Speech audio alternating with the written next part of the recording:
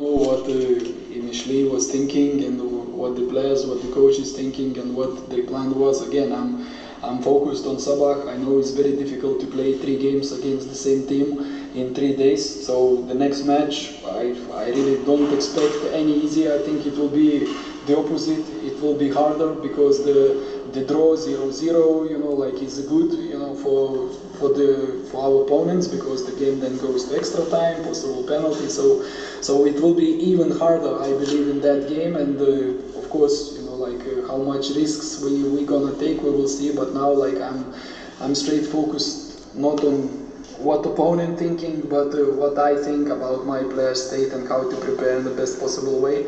We're going back to Baku tonight, and we have tomorrow, after tomorrow, Tuesday, three trainings, and tomorrow we need to recover. After tomorrow is the second day, which is the most difficult, so it's very limited time, but we will do everything to be ready for Wednesday.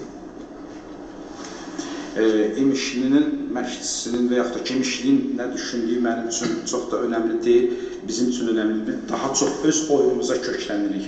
Biz daha çox öz oyunumuz barəsində düşünürük. Düzdür, 3 gün sonra burada yenə eyni rəqiblə qarşılaşacaq, amma mən sizə deyə bilərəm ki, o qarşıdakı oyun daha ağır oyun olacaq. Çünki hesab 0-0 olsa bu rəqib üçün çox yaxşı olacaq. Çünki rəqib ekstra time oyun apara bilər.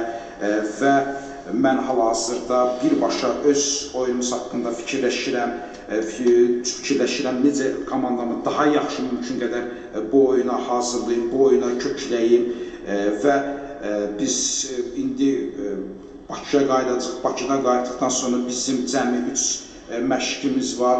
Sabah bərpa məşqi keçəcəyik və ikinci məşq daha ən çətin məşqdir, düzdür, 3 məşqimiz olacaq və bu 3 məşq içərisində biz ərzində çalışacağıq ki, komandanı ən yaxşı şəkildə 3-cü günə hazırlayaq.